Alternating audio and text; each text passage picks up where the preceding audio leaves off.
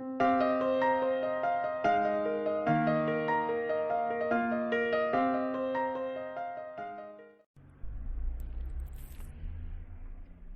nuevamente a tratar, hermanos, esta mañana con la porción de Gálatas capítulo 5.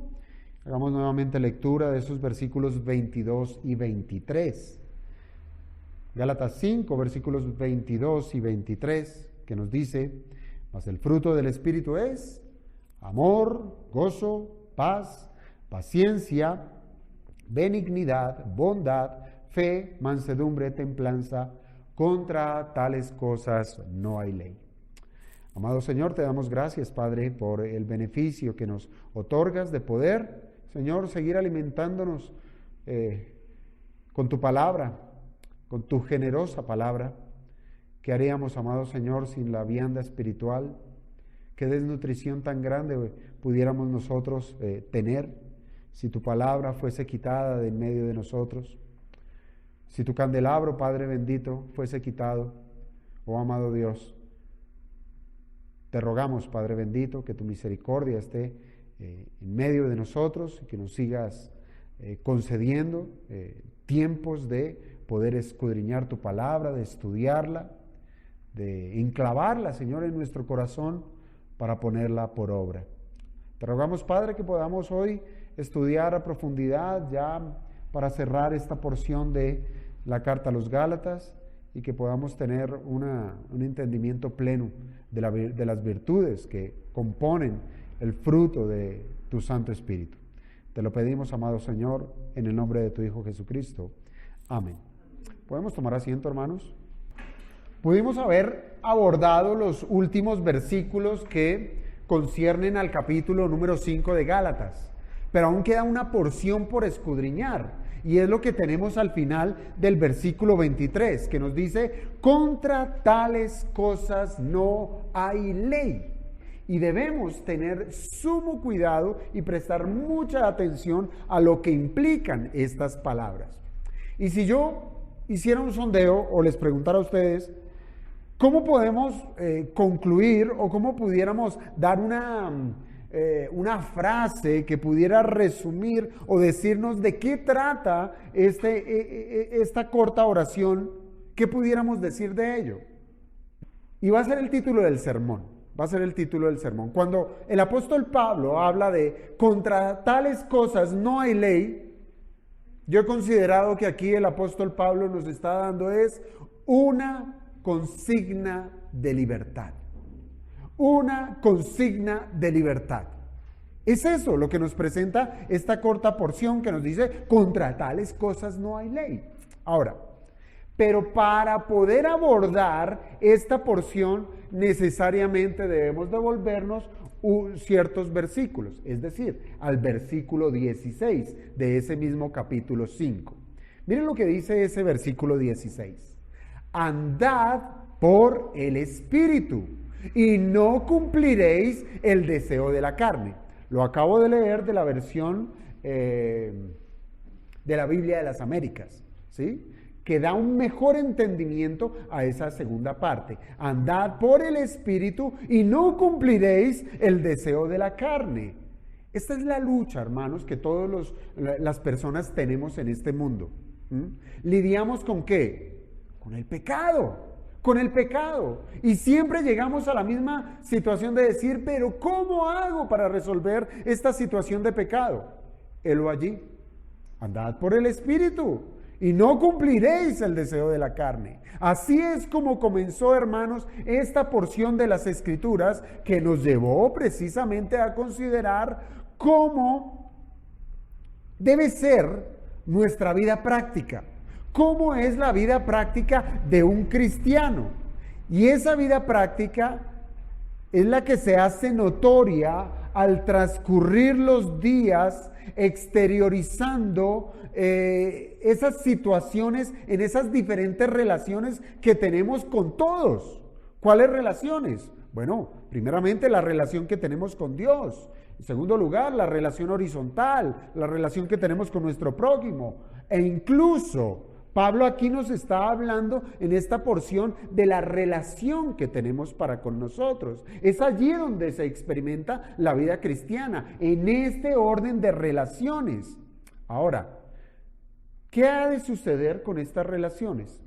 Estas relaciones van a sacar a la luz lo que verdaderamente somos en el interior. ¿Cómo nos relacionamos con Dios?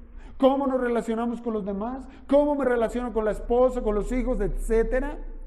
¿Cómo me relaciono conmigo mismo? Esto va a ser la evidencia de lo que somos en el interior. Hermanos, como cristianos podemos decir que muy bien aventajados somos los que hemos sido salvos.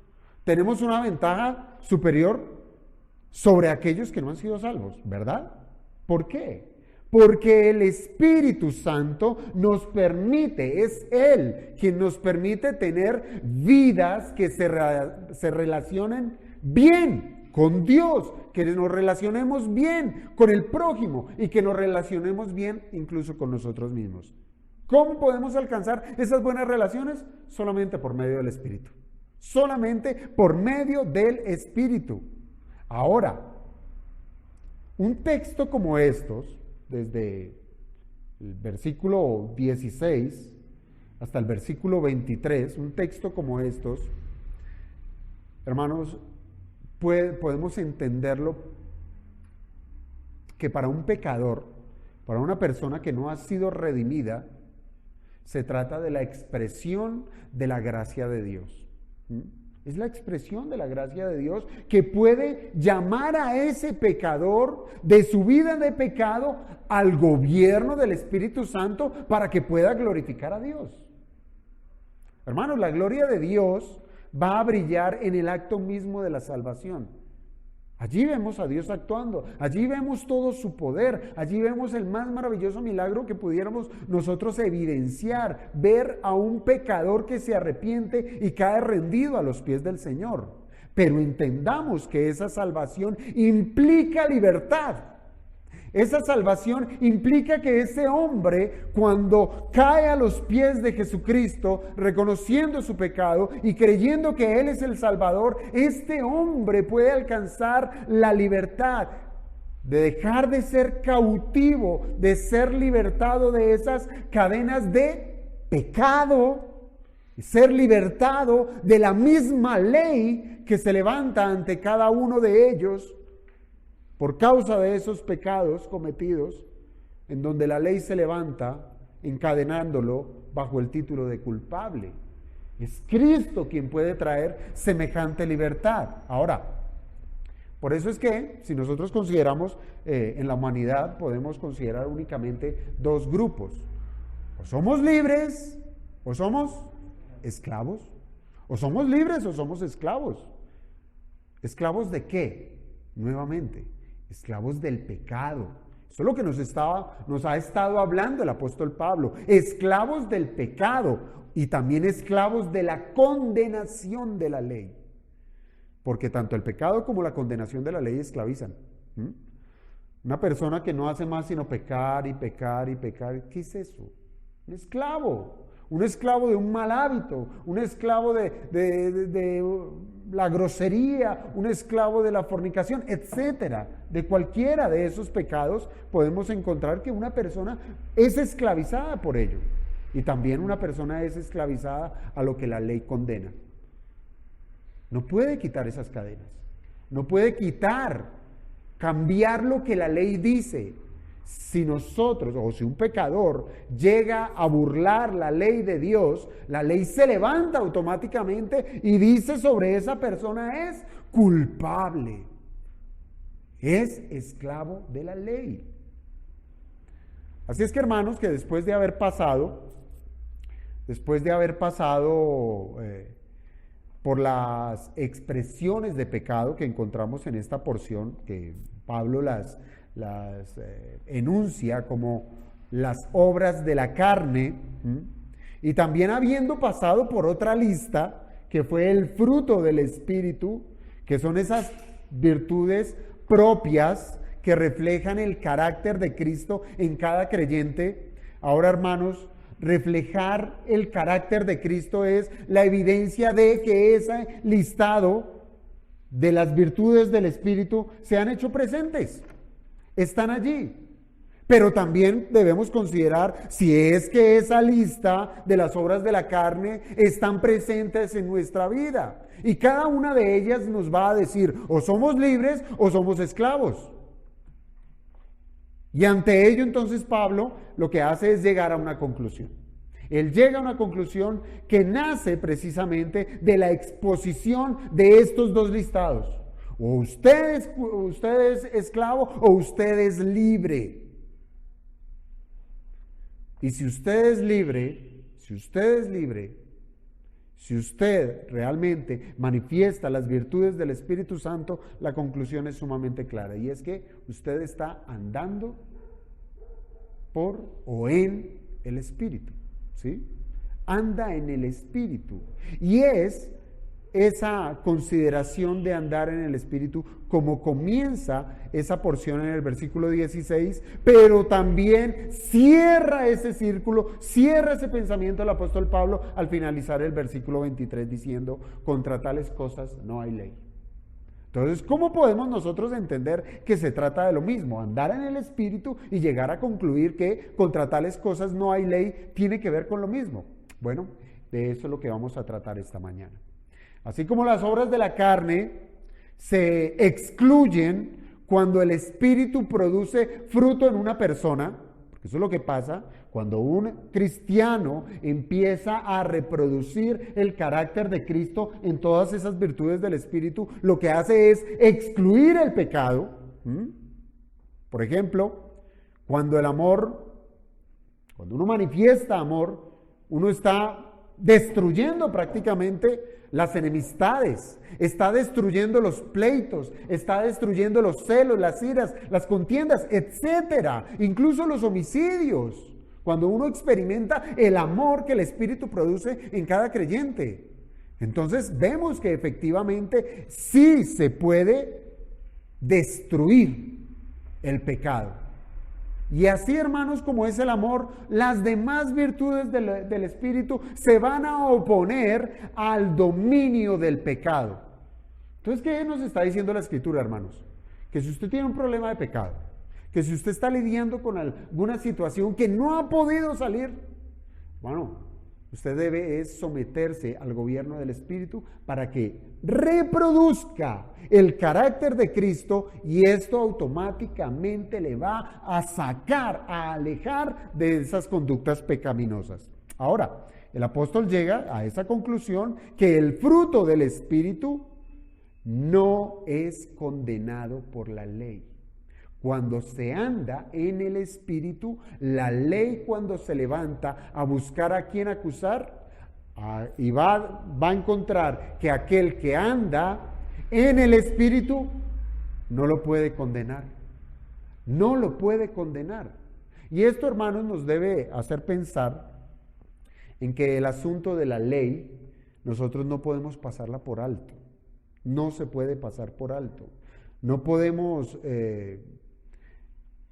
pretender que lo que el Señor ha hablado por medio de prohibiciones y permisiones en algunos casos también, esto no lo podemos desarraigar de nuestra vida, porque el Señor ha hablado de esa manera, ha puesto normativas para que el hombre viva en ellas, y esto no lo podemos desligar. Ahora, recuerde que tampoco podemos olvidar la intención que ha tenido el apóstol Pablo en esta carta, y es la de guiar a su audiencia a que como cristianos, ¿sí?, hemos sido llamados de esa esclavitud de la ley a la libertad de Cristo. Eso ha sido constante en la exposición de Pablo a los Gálatas. ¿Y esto es para qué? Para que los Gálatas se den cuenta que no tienen por qué volver a esas prácticas ritualistas de la ley. Eso era lo que estaba pasando con ellos, recuérdenlo muy bien. Cosa que desde el comienzo en que los judaizantes empezaron a traer enseñanzas falsas en que tenían que volver a las prácticas rituales del cumplimiento de la ley, ahora Pablo dice, no es por ahí. Ese no es el camino de la verdadera libertad, no es el cumplimiento de la ley. Pero entonces ustedes dirán, ¿al fin qué? ¿Cumplir o no cumplir? ¿Ley o no ley? ¿Qué debemos hacer? Pues bueno, hay una relación en medio de ellos dos. Hay una relación en estar libre con el cumplimiento de la ley. Entonces esa es la conclusión a la cual el apóstol Pablo llega, ¿sí? Y él va a dejar sumamente claro que los que andan en el Espíritu, es decir, los que son gobernados por el Espíritu de Dios, los que son gobernados por Dios mismo, hermanos, la ley no tiene por qué acusarles, manifestando que han sido liberados de la esclavitud de la ley. La ley se levanta y dice, no tengo de qué acusar, no tengo por qué acusarle. ¿Por qué? Porque está siendo gobernado por el Espíritu, porque está manifestando amor, gozo, paz, paciencia, todos los elementos propios del carácter de Cristo. No tengo por qué acusarles. Hermanos, se tratan, si nosotros consideramos el contexto de lo que nos está presentando aquí el apóstol Pablo, recuerde que nosotros hemos pasado un buen tiempo, un muy largo tiempo, tratando cada una de estas dos listas. Por un lado, esa lista de las obras de la carne y por el otro, esa lista de las virtudes del fruto del Espíritu. ¿Y con cuál propósito? De que entendamos, obviamente, que una es completamente ajena a la voluntad de Dios, que son completamente pecaminosas, y la otra tiene que ver con lo que Dios quiere, con su voluntad dispuesta en cada persona, y que entendamos que esas dos listas se repelen. Se trata de dos listas que son contrastantes y que son presentadas por el apóstol Pablo como factores excluyentes, es decir, que una persona vive su vida ya sea o en una lista o en la otra lista. Mas no puede experimentar una mezcla entre ellas. No puede decir, yo tengo amor, pero soy disencioso. Yo tengo paciencia, pero me airo. No. Esto no es lo que nos presenta la Escritura, sino nos habla que el fruto del Espíritu excluye las obras de la carne, las obras de la carne excluyen el fruto del Espíritu. Con esto, hermanos, no quiero decir que como cada creyente tiene el don del Espíritu, por tanto, no peca. Como cristianos pecamos. Y ya hemos comprobado que un cristiano peca, mas no practica el pecado. Son dos cosas muy diferentes, ya las hemos tratado, pero lo traigo a colación para que no perdamos de vista lo que somos en el Señor. Somos pecadores redimidos, hermanos. Cuando el cristiano peca, es porque se ha resistido al gobierno del Espíritu. Cuando no ha tenido en cuenta la manera en que obra el Espíritu. ¿Por qué? Porque muchas veces como que ponemos eso en lo abstracto de ser gobernado por el Espíritu, como, ay, Espíritu, gobiérname, hazme que no vaya por ese camino de maldad.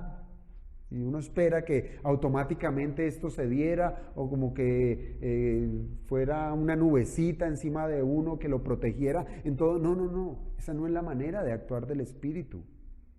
Cuando el cristiano peca, es porque ha resistido el gobierno del Espíritu, refiriéndome a que no ha tenido en cuenta el modus operandi del Espíritu Santo. ¿Cómo opera el Espíritu Santo? El Espíritu Santo opera por medio de la palabra. Es decir, que cuando un cristiano no tiene en cuenta la palabra inspirada, ¿por quién? Por el Espíritu. Cuando no la tiene en cuenta como su regla de vida, como su regla de conducta, es allí cuando cae en pecado. No se ha dejado gobernar por el Espíritu. Pero el Espíritu nuevamente, ¿qué hace? En el creyente lo constriñe por las Escrituras y lo lleva a confesar su pecado al trono de gracia. Esta es en la vida del creyente. Por eso, hermanos, el gran diferenciador entre los que practican las obras de la carne y los que manifiestan el fruto del Espíritu es la guía del Espíritu. Esa es la gran diferencia, la guía del Espíritu. Al que no ha sido redimido, el Espíritu no lo guía. Al que ha sido redimido, el Espíritu le guía por medio de la Escritura. Por ende, hermanos, significa que el que ha recibido el Espíritu de Dios es sobre él en quien el Espíritu trabaja para gobernarle, haciendo de ese individuo una persona que honre a Dios haciendo su voluntad. Es el Espíritu gobernando su vida por medio de la Escritura. Esto se puede evidenciar, hermanos, cuando en una persona, cuando es salva, uno encuentra que está la disposición por querer aprender más de la voluntad de Dios. Esta es una manifestación de que está siendo gobernado por el Espíritu de Dios. Quiero, deseo. Lo decía David, tu palabra es dulce como la miel. Tu ley la deseo.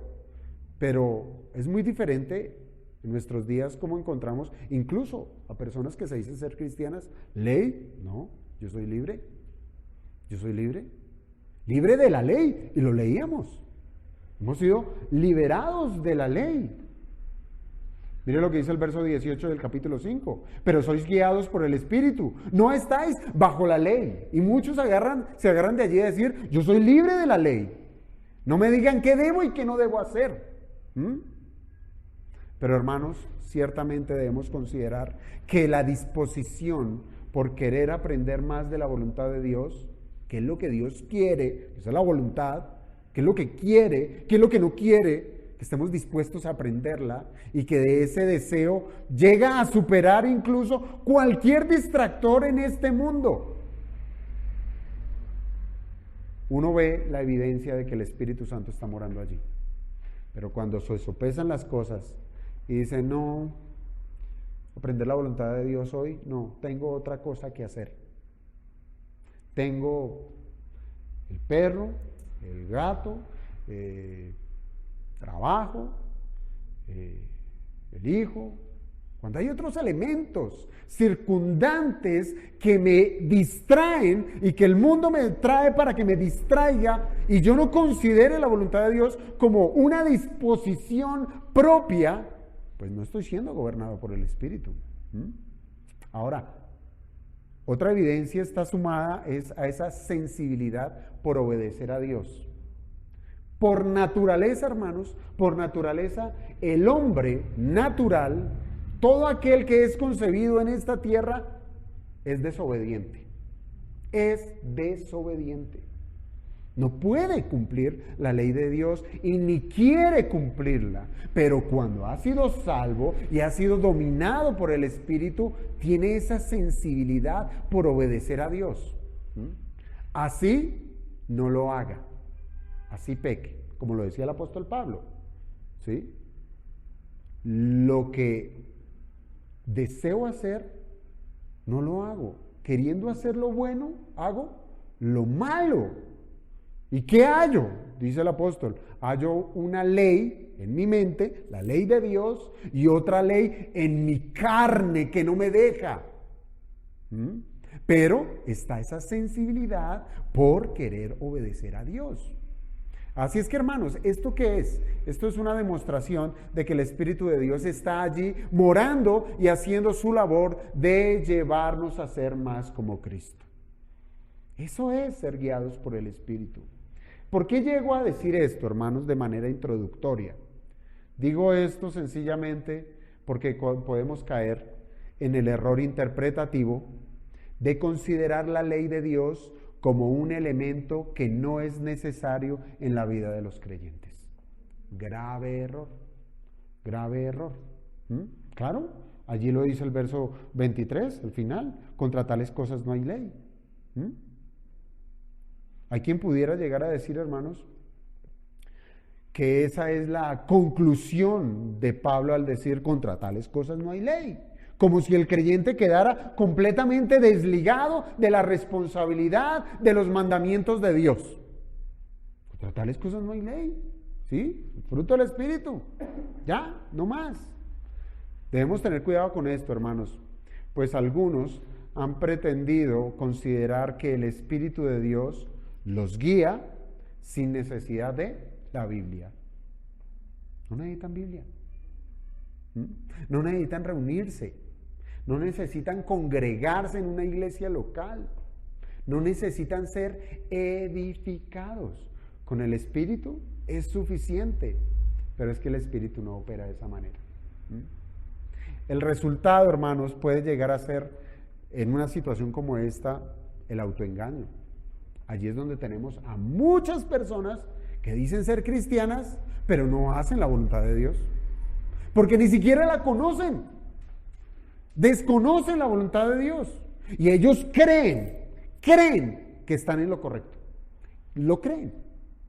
Es que a mí me parece que esto está bien. ¿Y por qué lo cree? Porque es que esto lo hace fulano, esto lo hace sutano. Su regla es el mundo, la sociedad que lo rodea. Y esto puede resultar en eso, en un autoengaño, al pensar que sus aparentes buenas obras, porque van a decir, pues yo soy bueno, ¿sí? Yo hago cosas buenas, y ellos van a considerar que esas buenas obras son derivadas precisamente de las virtudes del fruto del Espíritu, si ni siquiera, hermanos, si ni siquiera se exponen a la guía del Espíritu de Dios, que es por medio de su palabra, que es por medio cuando su palabra es leída, cuando es oída, cuando es predicada. Y yo les decía cuando estuvimos tratando todos estos temas, el mundo habla de amor.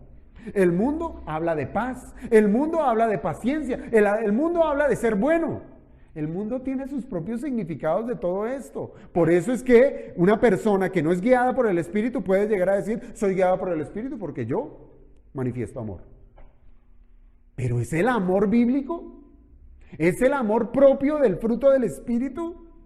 Y si no hay evidencia de que esa persona se expone a la palabra de Dios, si ella no se expone, más bien, hemos de considerar que esa manifestación que él dice tener, que lleva a una consecución de buenas obras, eso está manchado por donde usted lo mire de pecado. Por donde usted lo mire. Una persona que se diga cristiana y no considere que la ley es verdad, que la ley es en verdad es santa y que el mandamiento es santo, justo y bueno, una persona que no considere a la ley en estos contextos que nos dice el mismo apóstol Pablo en Romanos 7:12, porque es allí donde él nos dice eso, que la ley a la verdad es santa y el mandamiento es santo, justo y bueno. Yo me pregunto, hermanos, ¿cómo puede hacer esa persona para considerar qué es lo que Dios quiere en cada uno de sus actos, en cada una de sus palabras, en cada uno de sus pensamientos, y aún así decirse, soy cristiano, soy seguidor de Cristo, pero no tengo la menor idea de qué es lo que Él quiere de mí?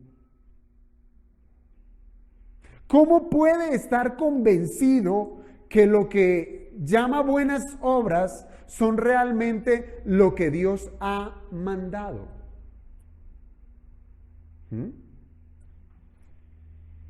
¿Cómo? Respóndame usted a mí. ¿Qué quiere Dios al separar un día entre 7? ¿Qué quiere? ¿Cuál es su voluntad?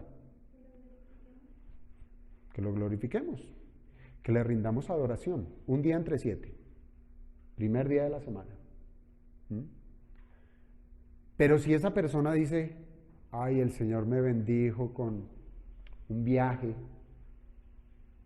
de verdad Dios lo bendijo con ese viaje en donde no participa de la adoración que Dios sí quiere que se le dé en el día domingo, contéstenme, ¿sí o no? Pero aún así esa persona se sienta y lo medita y se lo cree. Dios quiere esto, el bienestar para mí, quiere lo mejor para mí. pero ¿qué quiere en su palabra? Entonces, ¿cómo podrá atribuir su comportamiento a la obra del Espíritu Santo, resistiéndose a lo que Dios manda, siendo que el Espíritu trabaja aplicando la Biblia en tanto en que nosotros nos expongamos a ella? Bueno, si nosotros no le damos material al Espíritu, ¿qué va a aplicar en nuestra vida? ¿Qué va a aplicar en nuestra vida?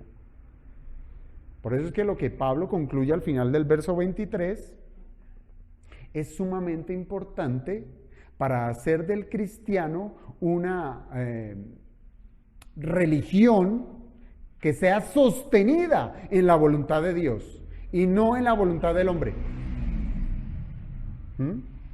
Porque eso es lo que pasa hoy en día.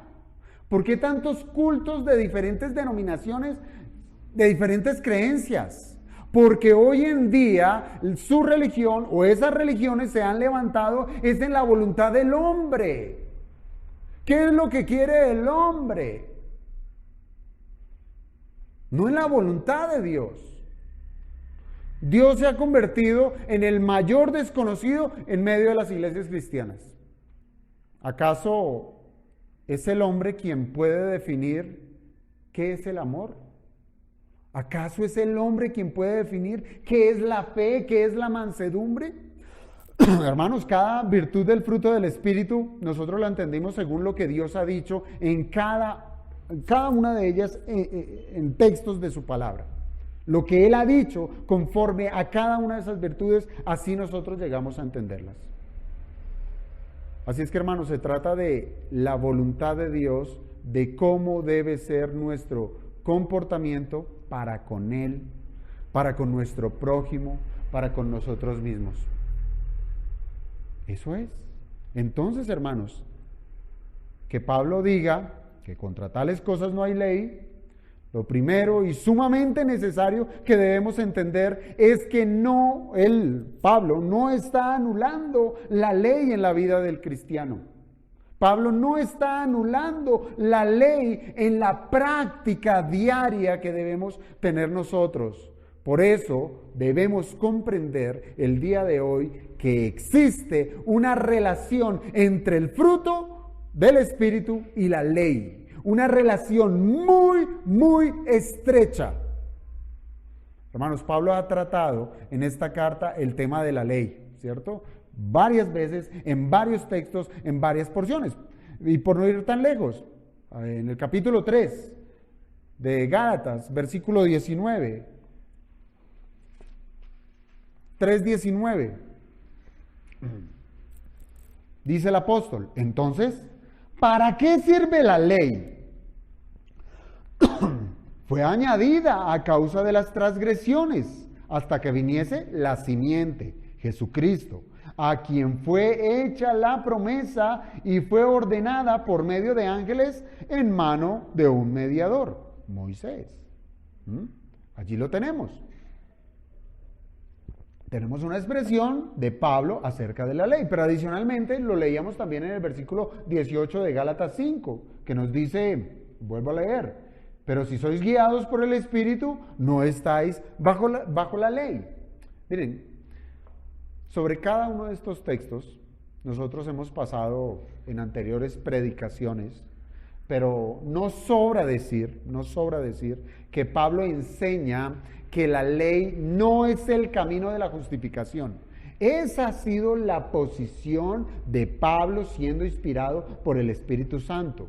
Eso es lo que él aborda conforme a lo que es la ley. Él dice, la ley no es el camino de la justificación. Y al decir eso, él no está descalificando la ley. Él no la está aboliendo. Él lo único que dice, no es el camino de justificación. Por eso lo dice contundentemente. Pero si sois guiados por el Espíritu, no estáis bajo la ley. La ley, hermanos, como nos es presentada por Pablo, no puede salvar. Eso es lo que nos dice él. La ley no puede salvar.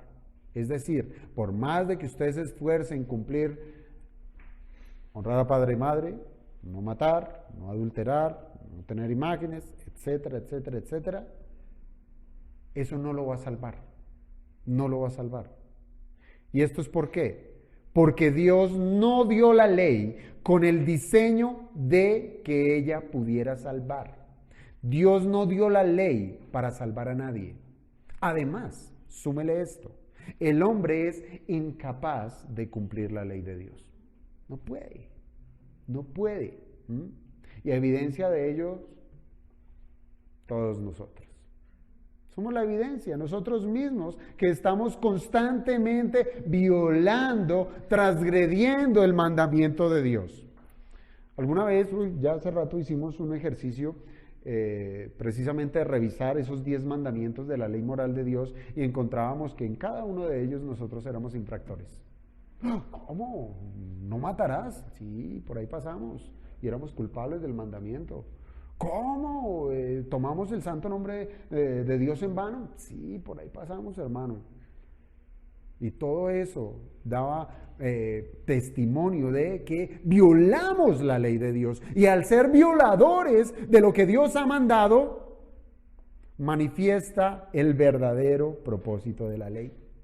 ¿Cuál es el verdadero propósito de la ley? ¿Lo leímos ahí? ¿Se acuerdan? Capítulo 3, verso 19. Fue añadida a causa de las transgresiones. Es decir, que fue añadida para declararnos que somos culpables, pecadores, pecadores, pecadores. Yo le pregunto, ¿qué dice la ley de un asesino? ¿Sí? Le digo, culpable. Eso es lo que hace la ley. ¿Qué dice la ley de un mentiroso? Ay, no eres como el asesino. ¿Sí? Le dice culpable. ¿Sí? Al asesino, al mentiroso, a cualquiera que viole la voluntad de Dios, le dice culpable. Y es así que cada una de las leyes de Dios se convierte en un dictamen sobre toda la humanidad pecadora. Y es que todos somos culpables de no hacer la voluntad de Dios. Eso es el propósito de la ley. Mostrar nuestra culpabilidad. En la carta de Santiago, cuando tuvimos oportunidad de estudiarla, en el capítulo 2, versículo 10, para que tomen nota de ese versículo y lo revisen, Santiago dice en 2:10, porque cualquiera que guardare toda la ley, pero ofendiere en un punto, se hace culpable de todos ellos. De todos. Hagamos un ejercicio simple. Un ejercicio simple. ¿Qué ocurriría si quitamos la ley? Si pudiéramos hacerlo, quitemos la ley. ¿Sí? ¿Será que sin la ley no seríamos pecadores? Piensa en el mismo ejemplo que pongo y yo redundo en este mismo ejemplo. Y es, en el conductor, va en su carro. Y ustedes saben que en la carretera hay demarcaciones, hay señales de velocidad, 50, 30, 60, etcétera. ¿Sí? Está demarcada con las velocidades permitidas. Ahora, usted bájese de su carro, se va por la carretera y quita esta señal, y quita esta otra, y quita y las quita. Las quitó todas. ¿Significa, hermano, que usted puede viajar a la velocidad que usted quiera? No. Hermanos, dice la Escritura, el mismo Pablo aquí en esta misma carta dijo que la ley vino 430 años después de la promesa de Dios a Abraham. La ley vino con Moisés. Ahora, antes de Moisés, ¿no hubo pecado en la tierra? Hermanos, la tierra fue anegada por agua por causa de la maldad de los hombres mucho tiempo antes de Moisés, en tiempos de Noé. Por tanto, hermanos, la ley vino a exponer que los hombres son pecadores. Vino a manifestar que el hombre es malo. Es pecador. Y para ello, ¿qué es lo que hace la ley de Dios? Revela la voluntad de Dios. Esto es lo que yo quiero. Y en esa misma manera revela, ustedes hacen lo que yo no quiero. Ningún ser humano, hermanos, ningún ser humano puede llegar a someterse a la voluntad de Dios. Ninguno. Tal ha sido el pecado del hombre que Pablo escribió en la carta a los romanos, que la ley, siendo buena, fue tomada como ocasión para pecar. Y cito Romanos 7:7. Yo no conocía el pecado sino por la ley. ¿Sí? Yo no conocía el pecado sino por la ley. Entonces, si lo leemos así, hacemos una lectura muy rápida de ese versículo y pudiéramos llegar a la conclusión, entonces es por culpa de la ley que el hombre peca. No. La ley no promueve el pecado. No promueve el pecado. Pero si las normas de Dios, lo que sí ocurre es que las normas de Dios fueron tomadas por la humanidad caída como una oportunidad para hacer lo que es ilícito. Recuerde, dentro de nosotros tenemos una naturaleza caída, pecaminosa. Tenemos deseos mundanos. Ahora, si a nosotros, o piense en el ejemplo típico del niño que la mamá le dice, hijo, este tarro de galletas lo dejo acá, no puedes comer. Automáticamente se le prende el pecado en ese niño. El tarro de galletas que no puedo comer. Miro para lado y lado, mi mamá no está, es mi oportunidad. Lo prohibido se me vuelve codiciable. Lo prohibido se me vuelve codiciable. Entonces, ¿qué encontramos? Que efectivamente la ley se convirtió en una oportunidad para pecar.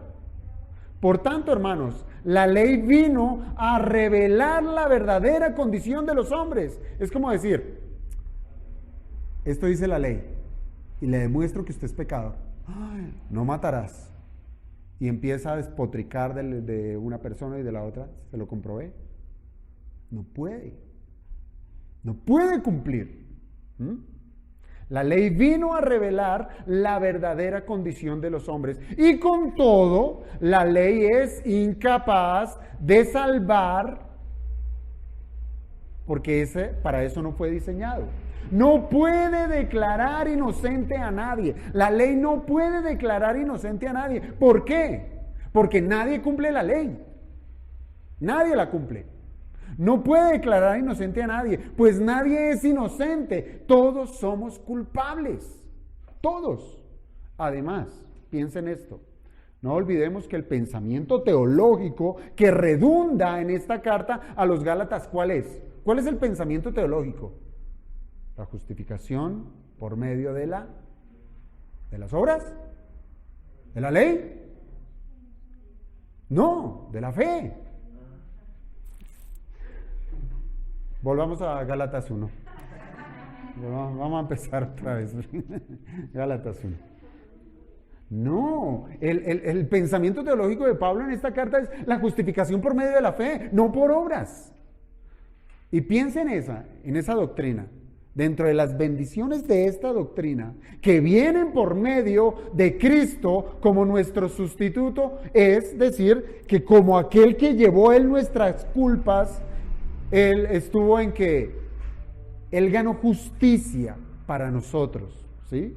La cual nosotros recibimos no por obras que pudiéramos hacer, pues el hombre no puede producir ninguna obra de justicia por sí mismo, no lo puede. Ahora, en virtud de ser declarados justos delante de Dios por medio de la fe, es decir, que ya somos declarados que no debemos nada, pues la muerte de Cristo, su sacrificio cruento en la cruz fue el precio de nuestra redención, donde su sangre fue derramada y fue suficiente para Dios como el pago por nuestras culpas.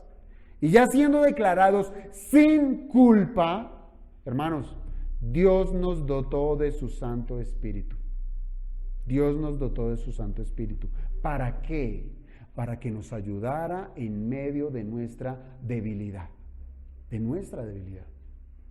Pues aún, hermanos, teniendo un remanente de pecado, que nos insta a pecar, es por medio del Espíritu Santo que nosotros podemos lograr lo que antes era imposible para nosotros. ¿Qué es eso que era imposible para nosotros? Hacer la voluntad de Dios. Pero por medio del Espíritu sí podemos. Sí podemos. Es decir, podemos por medio del Espíritu cumplir la ley. Entonces, con esto les compruebo que hay una relación muy estrecha entre el fruto del Espíritu, entre ser gobernado por el Espíritu, entre andar en el Espíritu con la ley. Con la ley. Hermanos, si Cristo es el único que cumplió cabalmente toda la ley de Dios, como así lo fue, y cuando digo toda la ley, esto está incluyendo la ley civil, porque nació como judío. Estoy hablando de la ley ceremonial, siendo él el sumo sacerdote y la ofrenda misma para la expiación de los pecados, y con ello abrogando ahora sí todos esos ritos y todas esas ceremonias, y también, obviamente, cumpliendo la ley moral de Dios. Así es como Cristo llegó a ganar justicia delante de Dios, haciendo su perfecta voluntad. Ahora, como creyentes, estando vinculados en Cristo, participamos, no es de nuestra justicia, sino de la justicia de Cristo. Es decir, yo ya no tengo que hacer nada. Entonces, lo que estamos haciendo es participar de la obediencia de Cristo. Pero también, hermanos, podemos experimentar la obediencia como una manifestación ¿de qué? No de ganancia para nuestra fe, pero sí podemos manifestar con nuestra obediencia el amor que le debemos a Dios y a su Cristo. ¿Cierto? Para esto se necesita que cada uno de los creyentes ostente el carácter perfecto que tuvo nuestro Señor Jesucristo. Y como ya vimos, el fruto del Espíritu no es otra cosa que esa manifestación del carácter moral de nuestro Señor Jesucristo, de nuestro Salvador, haciendo posible que en la experiencia de cada una de esas virtudes, en cada uno de los creyentes, la ley de Dios sea cumplida. Allí está. Así es que el fruto del Espíritu, hermanos, está íntimamente ligada a la ley de Dios, donde el cumplimiento no es para salvación. Téngalo en claro. El cumplimiento de la ley no es para salvación. Más bien es para manifestar que ya somos salvos. Que ya somos salvos por Él y que ahora nosotros vivimos conforme a la bendita voluntad de Dios, manifestando así el amor que le tenemos. ¿Qué dijo el Señor? Si me amáis, guardad mis mandamientos. Es un amor ajeno al del mundo. Ajeno, distinto. Hoy en día, y lo veíamos cuando tratábamos el tema del amor. Hoy hablar de amor en el mundo es la carta, el regalo. Bueno, cartas ya no se dan, ¿cierto? No. El detalle, las palabras bonitas, el romanticismo. Ese es el amor mundano. Pero el Señor nos enseñó otra manera de amar, la verdadera manera de amar, y es lo que Él dice en Juan 14:15. Si me amáis, guardad mis mandamientos. Qué manera de amar, ¿no? Qué manera de amar. ¿Cómo podemos amar a Dios? ¿Cómo podemos amar a Cristo de esta manera? Si no es por la influencia de su Santo Espíritu brillando en medio de nosotros la virtud del amor. Porque de lo contrario, en nuestra carne, en nuestra humanidad, no podemos amar. No podemos cumplir. No. ¿Por qué? Porque somos pecadores. Piensa en la pregunta que le hicieron los fariseos a nuestro Señor respecto a cuál es el mandamiento más importante de la ley de Moisés. ¿Sí? Se acercaron los fariseos y le dijeron, bueno, maestro, ¿cuál es ese mandamiento mayor, el más grande de la ley de Moisés. Pero antes de que ustedes me respondan, ¿cuántos preceptos tiene la ley de Moisés? El teólogo Eric, dígame. ¿Cuántos? 10. ¿Quién da más? 613 preceptos tiene la ley de Moisés. 613 disposiciones. Ahora, esa es la pregunta que le está haciendo los fariseos al Señor. ¿Cuál de esas 613 disposiciones es la más importante? ¿Y qué hace el Señor? Coge todo eso y dice, amarás al Señor tu Dios con todo tu corazón. ¿Qué le dijo? Amarás. No dice cumpliréis la ley. Dice, amarás al Señor tu Dios con todo tu corazón y con toda tu alma y con toda tu mente. Este es el primero y grande mandamiento. Y el segundo es semejante, dijo el Señor. No eres ese solito. Ay, sí, solo es amar a Dios. Gloria a Dios, aleluya. Y el segundo es semejante. ¿Cuál es? Dentro del vínculo del amor, nuevamente. Amarás a tu prójimo como a ti mismo. De estos dos mandamientos, dijo el Señor, depende toda la ley, todos los profetas. Todo este libro, hermano. Todo ese libro. Si usted ama, ha cumplido la ley. Aquí el Señor, ¿qué está haciendo? El Señor está enalteciendo, enarbolando la ley de Dios. Pues cada uno de estos mandamientos que Él presenta, el de amar a Dios y amar a nuestro prójimo, cada uno de esos mandamientos, ¿qué es lo que está manifestando? Está expresando que son dos epítomes. Son dos epítomes de las dos tablas de la ley. ¿Sí lo sabía? Cada uno, amar al Señor, amarás al Señor tu Dios con todo tu corazón y con toda tu alma. Ahí está diciendo, no tendrás dioses ajenos delante de mí. No te harás imagen, ni lo que hay arriba, ni abajo, ni nada. No te harás imagen, ni te postrarás a ellas. No tomarás el santo nombre del Señor en vano. Guardarás el día de reposo.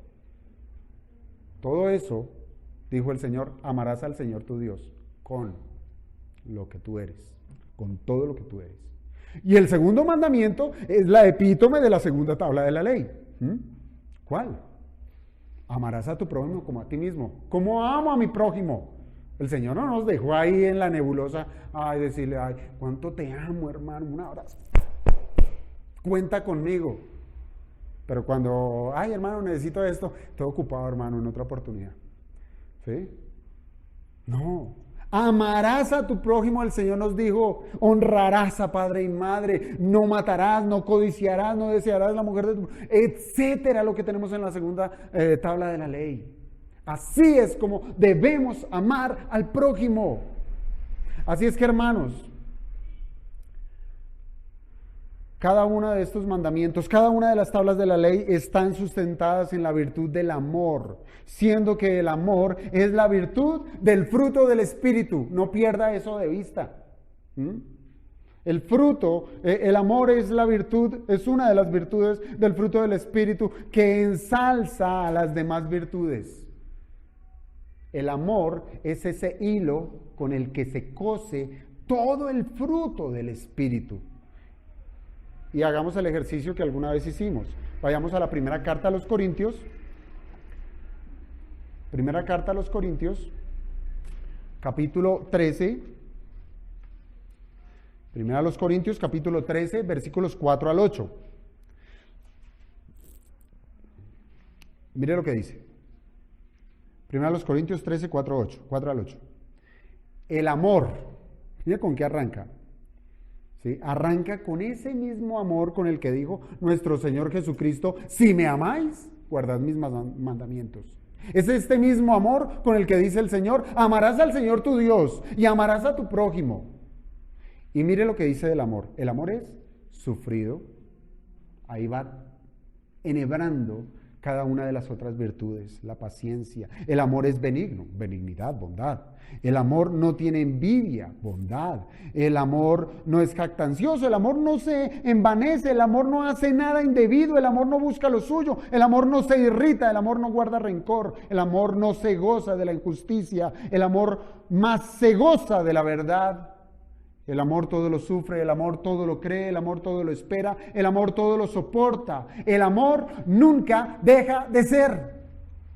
Nunca deja de ser. Hermanos, cada virtud expuesta desde la carta a los Gálatas, ¿sí? Eso que leíamos allá del versículo 22 y 23, amor, gozo, paz, paciencia, benignidad, bondad, fe, mansedumbre, templanza, todas esas virtudes, cada una de ellas, están aquí expresadas en función del amor. Amor que todo cristiano debe y puede expresar a razón de ¿qué? A razón de que es el Espíritu de Dios que habita en ellos para reproducir el carácter de Cristo, que es amor.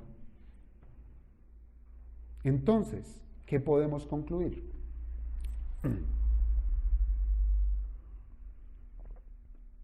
Si nosotros hemos sido cuidadosos en entender lo que la ley de Dios es en la vida del cristiano, entonces lejos, muy lejos, ha de estar la interpretación que dice que los cristianos no tienen nada que ver con la ley de Dios.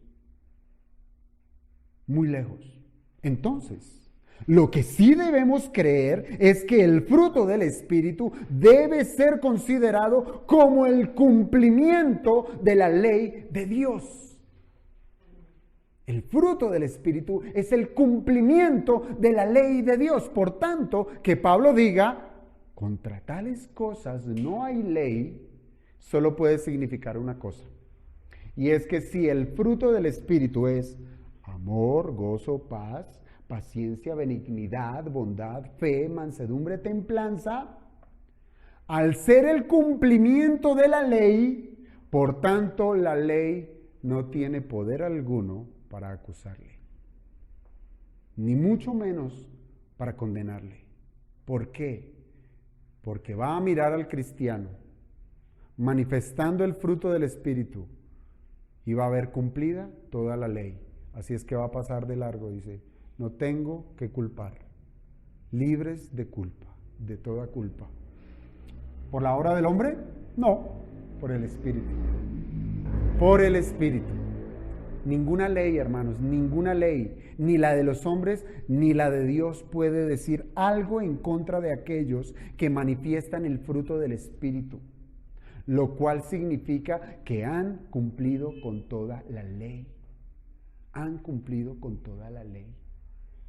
Fui algo meticuloso en cada una de las partes del sermón para demostrarles desde que necesitamos andar en el Espíritu, que las obras de la carne y el fruto del Espíritu son excluyentes, que cuando andamos por el Espíritu no satisfacemos las obras de la carne, los deseos de la carne. Y ahora lo que les quiero manifestar es que cuando andamos en el Espíritu, estamos cumpliendo la ley de Dios.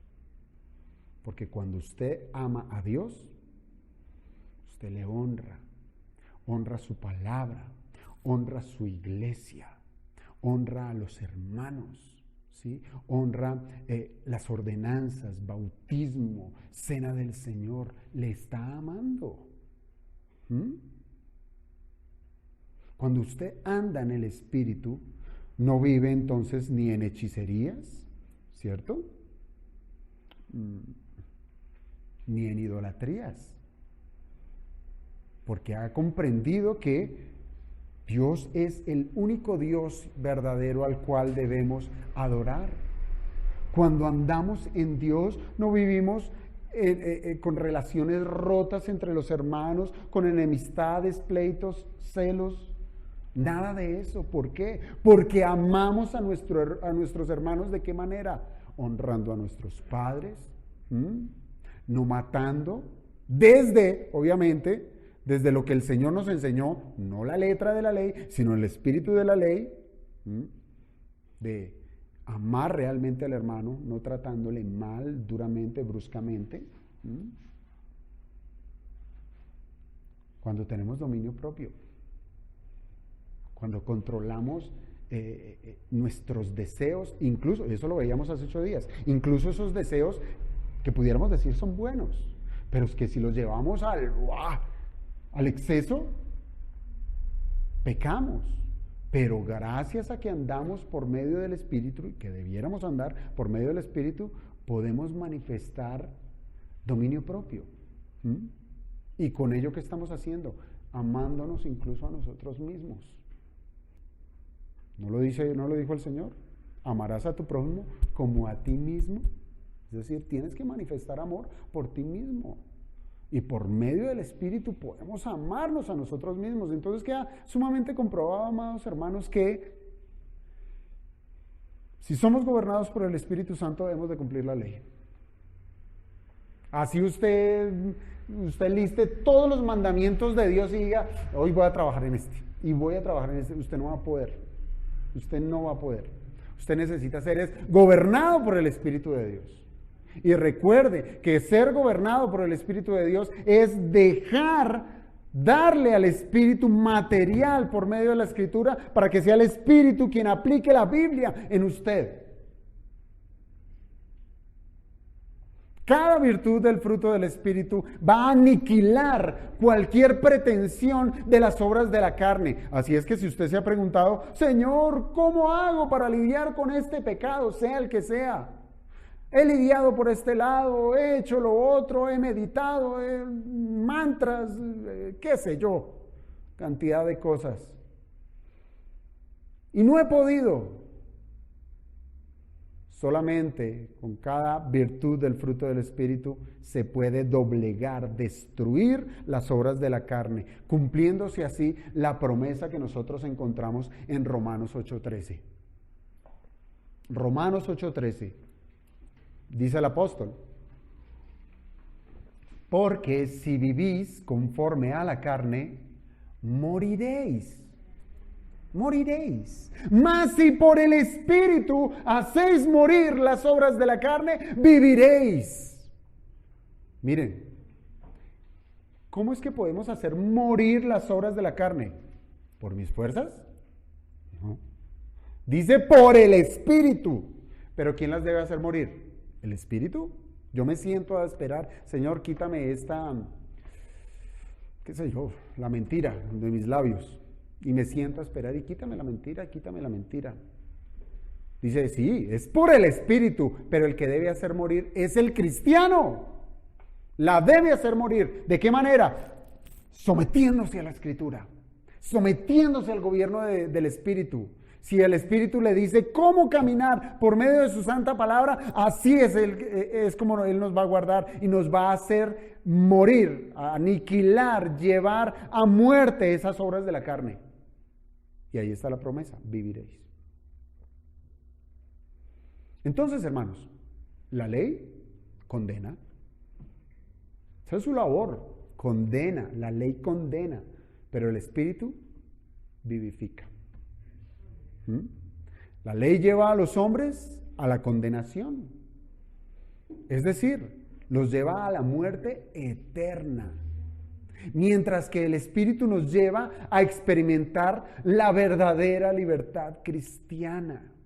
Esto es libertad cristiana, hermanos, la verdadera libertad cristiana, libres de la condenación de la ley, libres de sus denuncias y libres de la esclavitud del pecado. Eso es ser verdaderamente libre. Pero a veces pensamos que la verdadera libertad, nuevamente, un concepto mundano, y lo queremos santificar. Ay, es que Dios quiere que yo sea libre y que pueda hacer lo que yo quiera. ¿No? La verdadera libertad cristiana consiste en ser siervo de Jesucristo por medio de su Santo Espíritu. Eso es ser libre. Porque ya la ley no puede levantarse y decirle culpable, porque va a haber es la justicia de Cristo en nosotros, va a haber nuestro carácter, nuestra forma de pensar, de hablar, de actuar, conforme al carácter de Cristo. Y nuevamente, esto no es de nosotros, es función del Santo Espíritu. El predicador bautista del siglo XVIII, John Hill, dijo al respecto de los que son guiados por el Espíritu, abro comillas, que ellos no están bajo la ley y no tienen nada que temer de ella, como una ley aterradora, acusadora, maldiciente y condenatoria. Cierro allí las comillas. Porque todos esos términos de una ley aterradora, acusadora, maldiciente y condenatoria es vívido en un incrédulo que no tiene el Espíritu, que no es gobernado, porque eso es lo que va a hacer la ley, acusarle y llevarle como un reo a la muerte. Pero para los que fuimos salvos, la ley nos llevó como un reo, con cadenas y todo, a los pies de Jesucristo, para que buscáramos salvación en Él, para que encontráramos el perdón de pecados, para que fuéramos lavados con su sangre, para que pudiéramos tener la justicia que Él ganó y ser declarados inocentes. Inocentes. Pero para el incrédulo no. Para el incrédulo no. Esa ley lo llevará a los pies del gran trono, del gran juez, para que el Señor diga: apartaos de mí, hacedores de maldad. El fruto del Espíritu, hermanos, no es posible lograrlo por la obediencia a la ley. No se puede. No podemos esforzarnos de tal manera de conseguirlo, de tener más amor, de tener más paz, de ser más manso. Eso no se puede, coger la ley y decir: voy a hacerlo, voy a hacerlo, voy a hacerlo. El fruto del Espíritu solo es posible por la sumisión al gobierno del Espíritu Santo. Así es que, hermanos, que cuando leamos: contra tales cosas no hay ley, sea para nosotros una consigna de libertad. Hemos sido liberados precisamente de la disposición de la ley. Y dándole gloria al Señor de saber que podemos, que ya podemos, por el gobierno del Espíritu, hacer lo que Él quiere. Henos aquí, hermanos, henos aquí. A ninguno de ustedes se les ha puesto un revólver en la cabeza para que venga a participar del culto dominical. Aunque el Señor lo manda, lo manda. Y lo leíamos aún desde el libro de el Éxodo. El Señor movió esos corazones para que el pueblo voluntariamente ofrendara. Aquí a nadie se le pone un revólver para que venga a ofrendar. Usted lo hace libremente. Y cuando lo hace, no es de usted. Fue el Espíritu quien lo compungió. ¿Y qué usó? La Biblia. ¿Qué hago yo aquí el domingo? Traer la Biblia a ustedes para que el Espíritu lo use y lo mueva a venir aquí. No yo. No yo. Así es que, amado hermano o amigo, ruego al Señor que sea Él quien tome esta escritura y la clave en su corazón, para que, como lo dice la Biblia, Él lo ate con lazos de amor y lo atraiga a sus pies y lo humille delante del Señor, y usted reconozca que Él es el Señor y que a Él le debemos todo. Vamos a orar, hermanos.